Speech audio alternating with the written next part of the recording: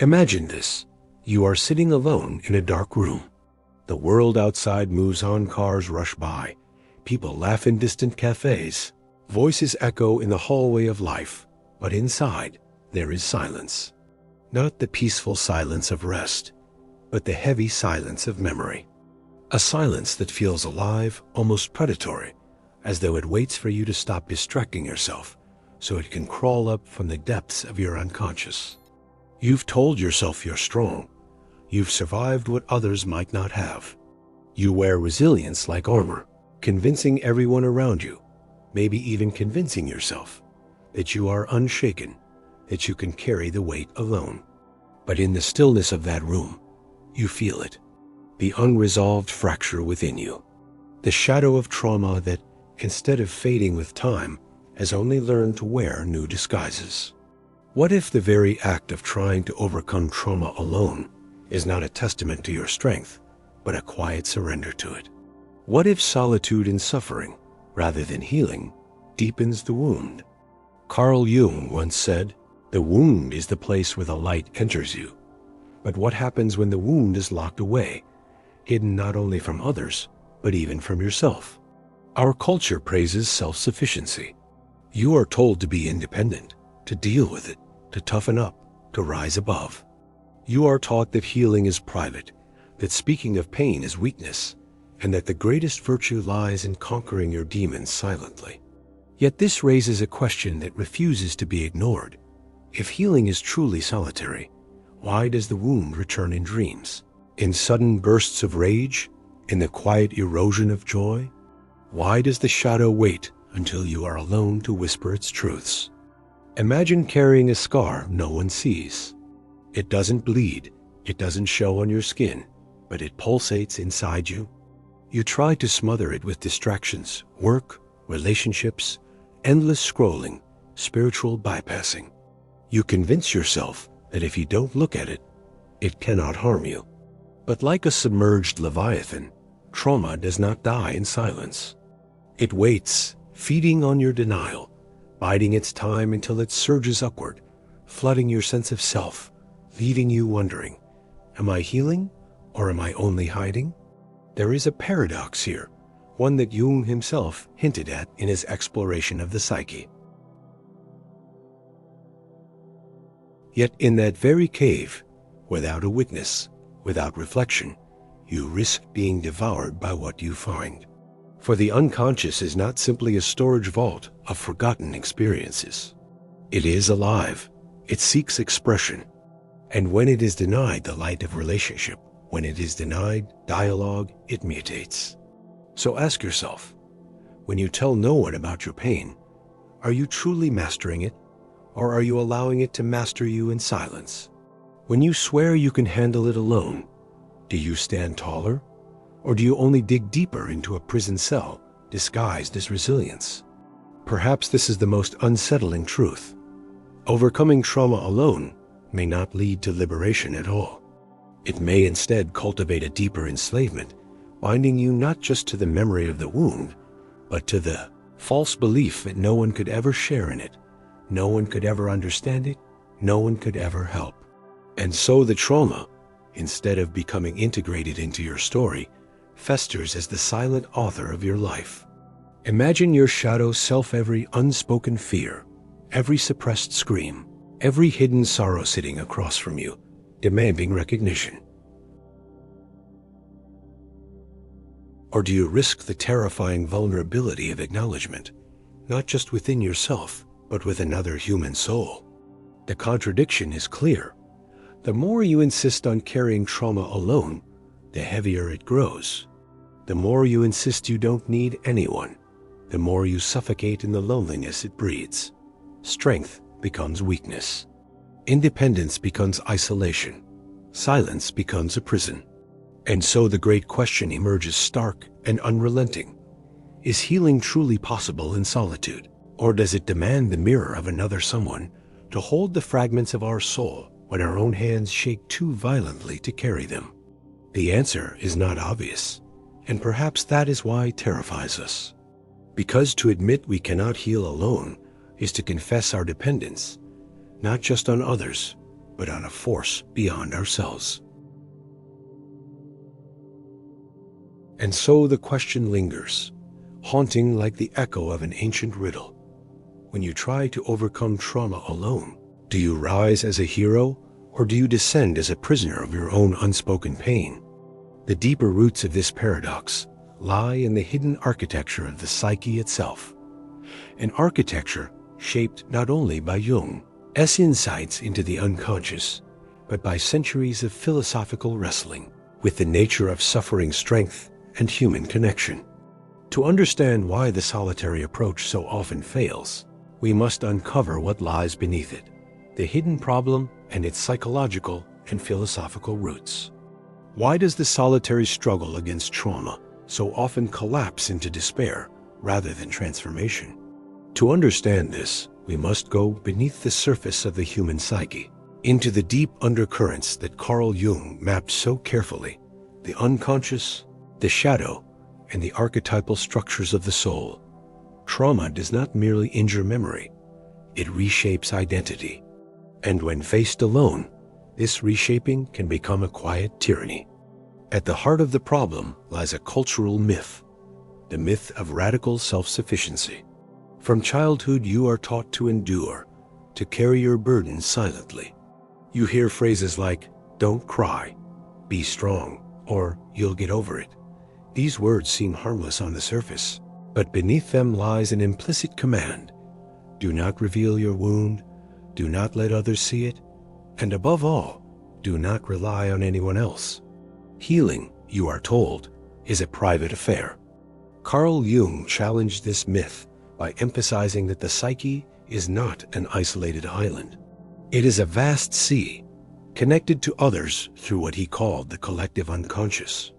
To imagine that one can overcome trauma entirely in isolation is to deny the very structure of the psyche itself. The human soul is relational.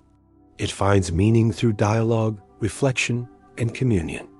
But there is a darker reason this myth persists. Friedrich Nietzsche spoke of the will to power, the drive within humans to assert dominance over life, chaos, and weakness. In the aftermath of trauma, the wounded ego seizes upon this will to power in distorted form. I will conquer this pain by myself. I will prove I am stronger than the world that hurt me. Yet what Nietzsche warned against, and what Jung echoed, was the danger of self-deception. The will to power, when cut off from truth, degenerates into mere pride, and pride in the realm of trauma is poison. Arthur Schopenhauer went further, describing life as a ceaseless oscillation between suffering and boredom, where human beings constantly wrestle with a will that is never satisfied. Trauma intensifies this restless will, trapping the sufferer in endless cycles of avoidance and confrontation. Alone, one oscillates endlessly, repressing the wound until it erupts, confronting it only to be overwhelmed, and then retreating again. Without an external witness, the cycle repeats indefinitely. Jung saw this in his patients. Those who bore their trauma silently, without confiding in another, often grew more entangled in it. The trauma became a secret contract with the unconscious, a pact in which the wound promised to stay hidden so long as it was never spoken aloud. But the unconscious is not loyal. It betrays such contracts through dreams, symptoms, compulsions, and sudden emotional storms. Jung argued that what remains unconscious will eventually manifest in fate, saying, "Until you make the unconscious conscious, it will direct your life, and you will call it fate." This is the hidden root of the problem. Solitude may prevent humiliation, judgment, or exposure, but it also prevents the unconscious from being integrated. Without dialogue, whether with a therapist, a trusted friend, or even through symbolic expression like art or ritual, the wound festers in silence, feeding the shadow. And here lies the paradox. The very reason people keep trauma hidden is the fear of rejection, alienation, or being misunderstood. Yet hiding it ensures those very outcomes. By concealing the wound, one becomes alienated not only from others, but also from oneself. The mask grows heavier. The persona, as Jung called the social face we wear, becomes a suffocating disguise. You are no longer living, but merely performing survival. Jean-Paul Sartre described this in existential terms: the anguish of living in bad faith. Bad faith is the refusal to confront reality, the self-deception that allows one to live falsely. To insist you can heal alone, when in truth you are disintegrating in silence, is precisely such bad faith. It is an existential lie. And yet, millions live this lie daily, because society glorifies the stoic loner while quietly ignoring their decay. Viktor Frankl, the psychiatrist and Holocaust survivor, offered a counterpoint. He wrote that meaning, not avoidance, not isolation, was the essence of survival. Meaning, however, cannot be forged in a vacuum.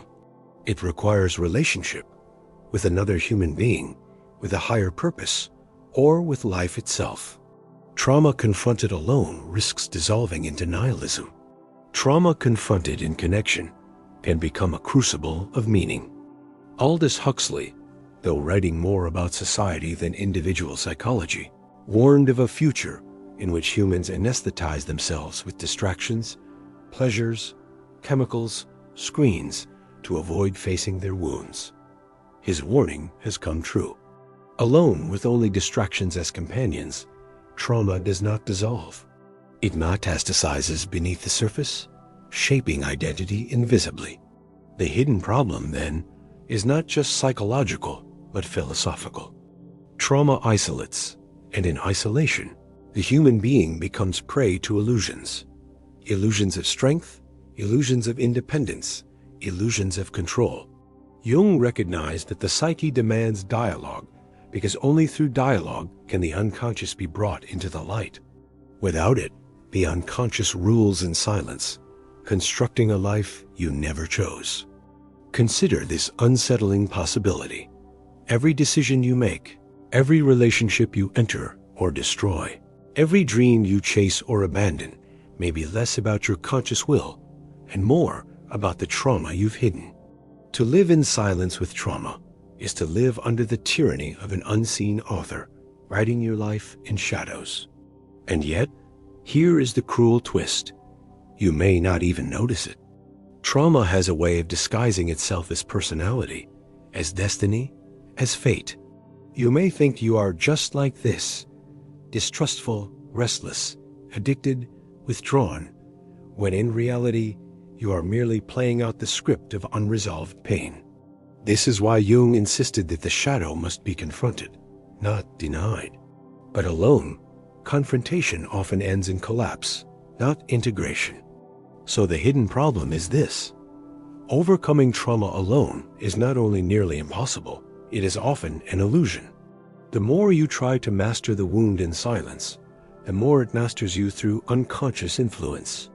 The roots of this problem stretch back through culture, philosophy, and psychology itself, woven into the very myths of strength and independence you are taught to admire. But if this is true, then the next question becomes even more urgent. What are the consequences of living under this illusion? If trauma unacknowledged silently shapes our fate, then how does it ripple through our relationships, our societies, and our very sense of meaning? The answer is as unsettling as it is inevitable. The unseen consequences of solitary suffering are everywhere, in ways we barely recognize. Imagine living with a ghost. It doesn't scream or rattle chains. It simply lingers, shaping every choice you make. Trauma, when carried alone, becomes such a ghost. It hovers in silence, altering your perceptions, distorting your emotions, guiding your behavior without ever announcing its presence. You think you are free, but the ghost whispers at every turn, in your relationships, in your work, in the way you see yourself when no one is watching. The unseen consequences of facing trauma in isolation are not dramatic explosions, they are subtle erosions. And precisely because they are subtle, they are all the more dangerous. Carl Jung warned that what is repressed does not disappear. It returns, disguised. Trauma suppressed in solitude reemerges through symptoms that rarely look like trauma at all. A failed relationship here, a mysterious illness there, a sudden loss of joy in things once loved. Slowly, the wound takes over the architecture of life. One of the first unseen consequences is the fragmentation of identity. To survive trauma, you may learn to split yourself. One part that functions in daily life and another part that carries the wound. This split remains invisible as long as you can maintain the performance of normalcy.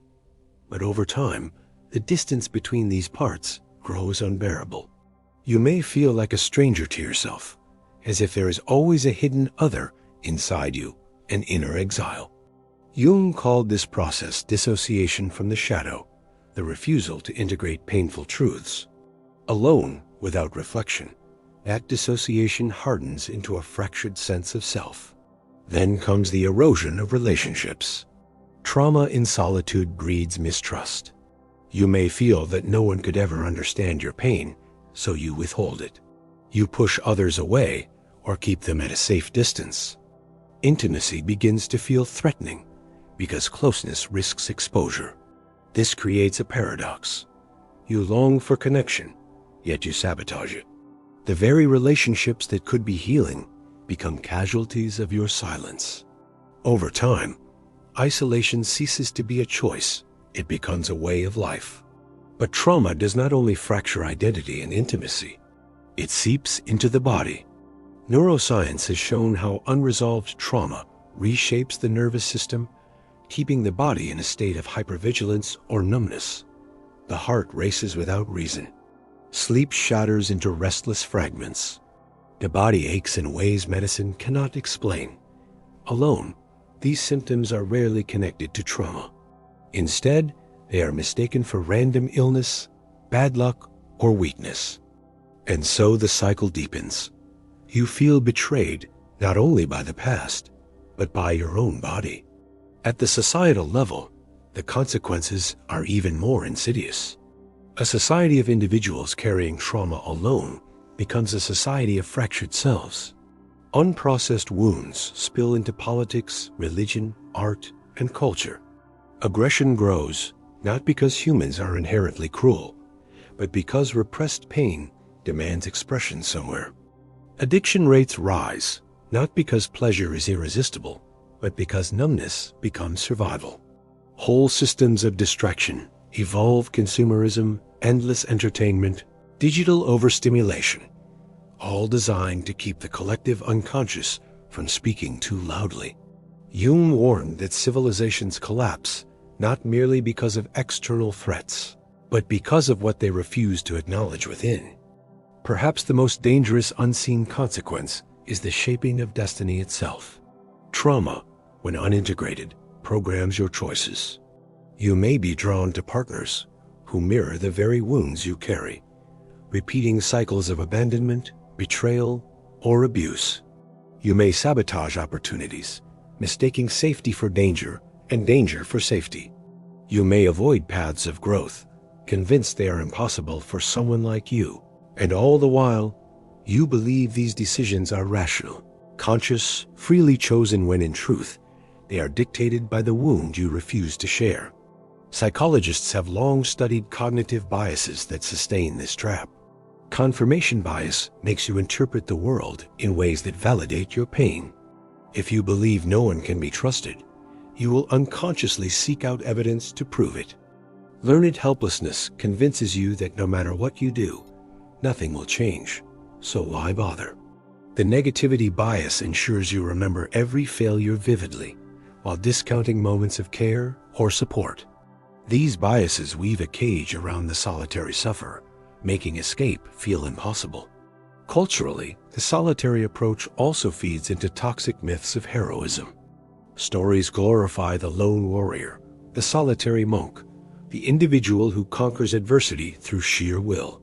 But what these stories omit is that real healing has always been communal rituals, tribes, ceremonies, shared grieving. Only in modern individualistic societies has the myth taken root that healing must be private. Alone, the wounded person believes they are weak for needing help, when in truth, isolation is the very thing that weakens them. The urgency of escaping this trap cannot be overstated. Trauma held alone does not remain static. It compounds. Each year it grows heavier, more entangled with identity, harder to distinguish from the self. The ghost becomes inseparable from the host. What began as a wound becomes a worldview, a conviction that life is dangerous, people are untrustworthy, joy is fleeting, and love is impossible. And when this worldview hardens, the possibility of healing shrinks to almost nothing. But here is the subtle cruelty of it all. The longer you endure trauma alone, the more convinced you become that you must endure it alone. Isolation begets isolation. Silence teaches you that silence is survival. And so you march further into the labyrinth, unaware that the exit is not at the center, but back at the entrance you refuse to take, the entrance of vulnerability, dialogue, and trust. So what then? If solitude breeds fragmentation, mistrust, physical suffering, societal decay, and destiny shaped by pain, what is the alternative? How does one rebel against the myth of solitary strength? The answer is not simple. To rebel against silence is to risk exposure. To defy isolation is to step into the terrifying unknown of connection. Yet history, psychology, and philosophy all whisper the same truth. Only through radical shifts in perspective, counterintuitive, even revolutionary, can we begin to break free from the unseen consequences of solitary suffering. And that is where the rebellion begins. Picture this. You've lived years carrying a wound in silence, telling yourself you are strong because no one knows how much it bleeds inside you. Then one day you realize that the wound is not shrinking, it is running your life. At that moment, you face a choice that feels almost like treason against everything you've been taught: to step out of isolation. To break free is not to conquer the trauma in silence, but to rebel against silence itself. Carl Jung insisted that individuation, the process of becoming whole, cannot occur without confrontation. But confrontation is not the same as solitude. Confrontation means dialogue with your shadow, with your unconscious, with others who hold up a mirror to your soul. To rebel against the myth of solitary strength is to reclaim what society has stolen from you: the right to need others, the right to be vulnerable, the right to be human. This rebellion begins with a radical shift in perspective. What if dependence is not weakness, but a hidden strength? For centuries, philosophers and storytellers glorified the lone hero, yet even the myths betray this illusion. Odysseus needed his crew. Dante needed Virgil. Even Christ, in the Garden of Gethsemane, longed for his disciples to stay awake with him. The deepest journeys have always required companions, witnesses, guides. Why then do we convince ourselves that our trauma must be faced in absolute solitude? Breaking free requires questioning the very foundation of modern values.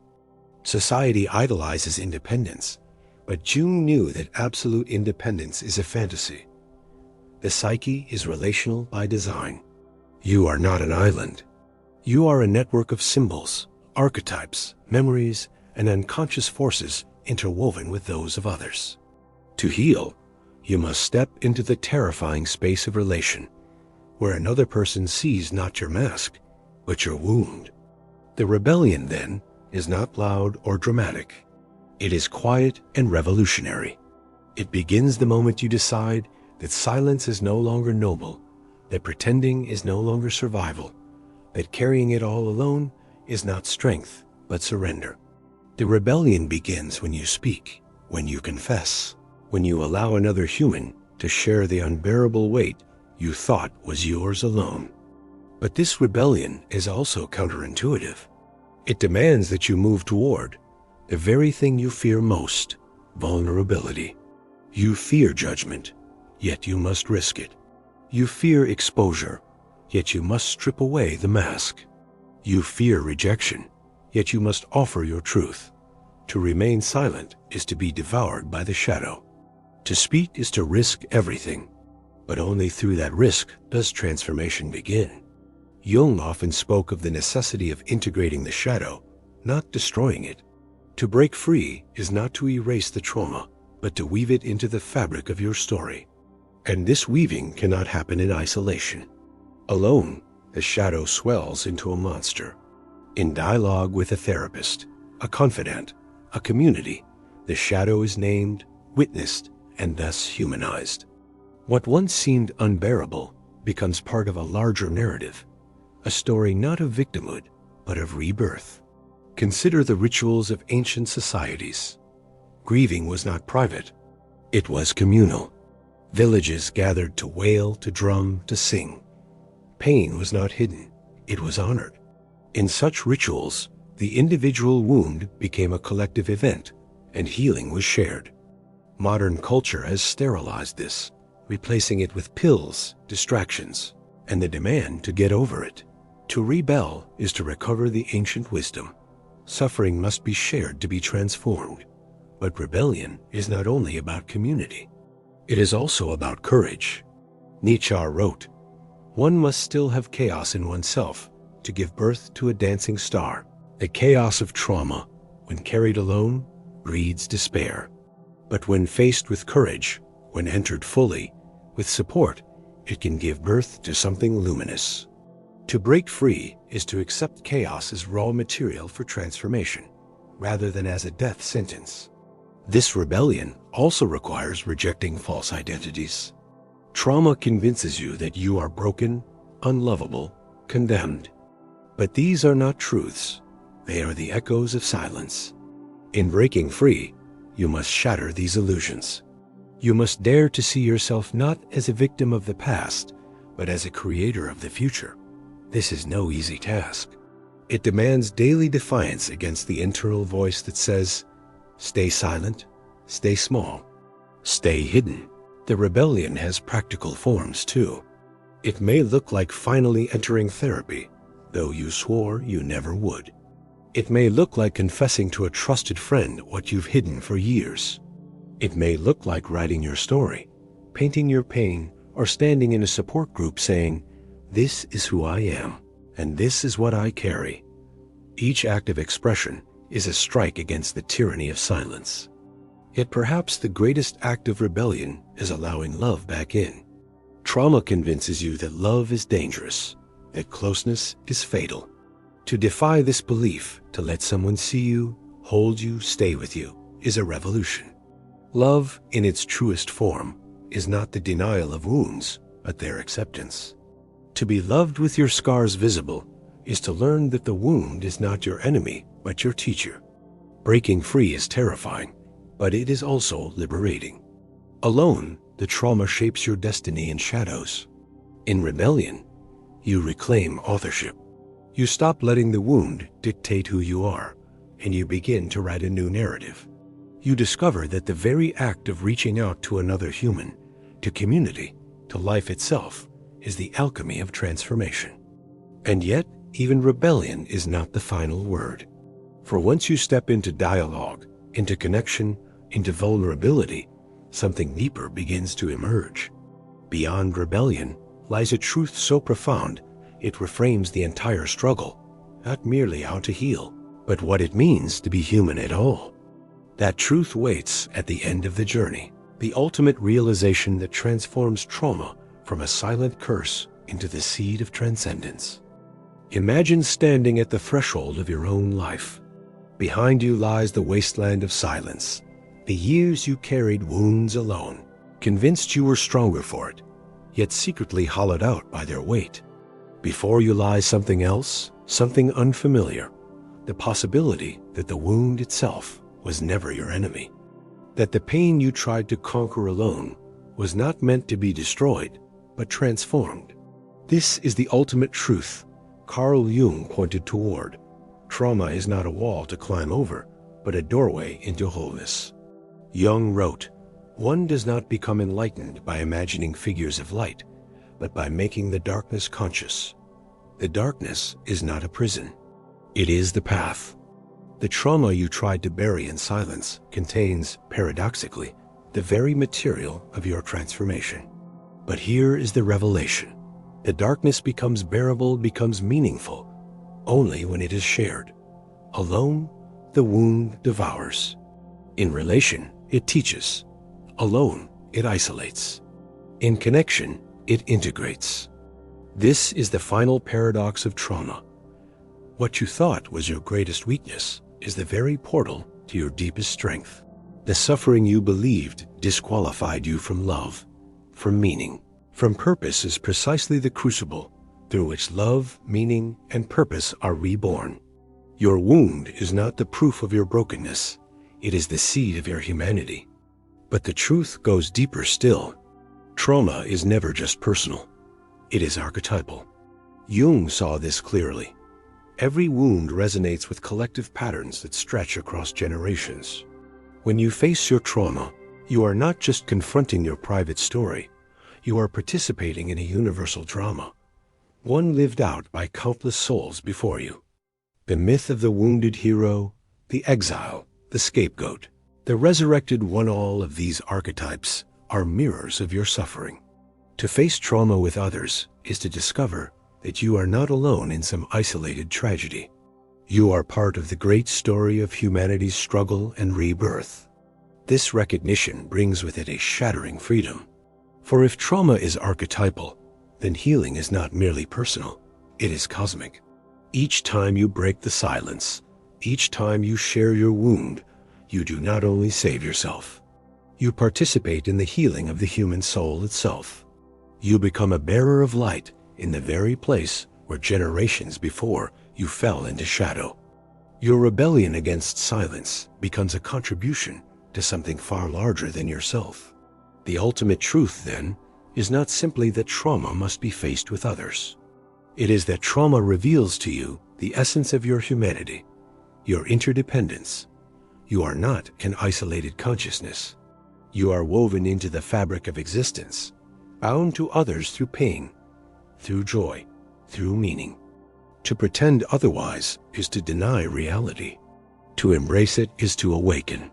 Think of the people who, scarred by unspeakable loss, go on to become healers, writers, leaders, visionaries. Their power does not come from having conquered trauma alone. It comes from the courage to transmute pain into wisdom, to let the wound speak not just for them, but for others. This is what Jung meant when he said, "Only the wounded physician heals." The wound, shared and integrated, becomes not a mark of shame, but a source of medicine. Here lies the final, most powerful realization. Your wound is your gift, but only if you refuse to carry it alone. Imagine what happens when you accept this. Suddenly, your past does not imprison you. It instructs you. The relationships you once sabotaged become opportunities for intimacy. The shame you once hid becomes a bridge for others who feel alone in their pain. The despair that once whispered, "You are broken," transforms into a voice that says, "You are alive. You have survived." And because of this, you can guide others through the same darkness. But the realization is not merely psychological. It is spiritual. Trauma exposes the illusion of control, the fragility of life, the inevitability of suffering. Alone, these truths crush the spirit. Shared, they open the soul to something larger, to the mystery of existence itself. To carry trauma with others is to discover that love is stronger than pain, that meaning can rise from ashes, that even in the abyss, you are never abandoned. The final image is not of a lone warrior conquering demons in silence. It is of a circle, men and women, friends and strangers, souls bound by the shared act of bearing wounds together. The circle is ancient, older than civilization itself. It is the shape of ritual, of community, of eternity. Within that circle, you realize the deepest truth. Healing was never meant to be solitary. Healing is the recognition that we were never solitary to begin with. And so you stand at the threshold, looking back one last time at the silence that once claimed you. You see now that what you thought was strength was fear, that what you thought was survival was stagnation. You see the ghost for what it is, not destiny, but a messenger. And the message is clear. Your wound is not the end of your story. It is the beginning of your transformation. The choice is yours. You can continue carrying the ghost alone, pretending silence is strength, living under the tyranny of shadows. Or you can step through the doorway, into the circle, into the terrifying and liberating act of being fully human, wounded, vulnerable, and profoundly alive. This is the ultimate truth Jung left us with. The shadow you fear is not your enemy, but your teacher. Trauma, shared and integrated, does not destroy, it resurrects. And if you dare to embrace this truth, then your life is no longer defined by what broke you, but by what you became because of it.